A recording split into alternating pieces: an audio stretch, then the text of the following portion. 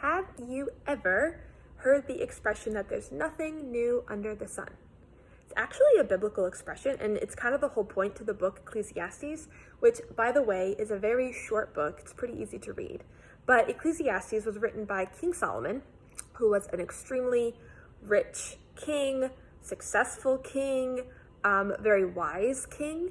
And in the book of Ecclesiastes, which he wrote at the end of his life, he basically explains that he did everything that any person could ever imagine or want on this earth.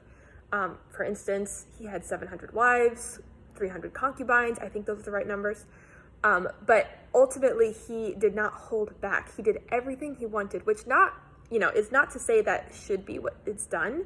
Don't go out and be sinful. But his lesson that he learned was that it's all meaningless. Everything under the sun, which means on this earth, under our sun, is meaningless without God.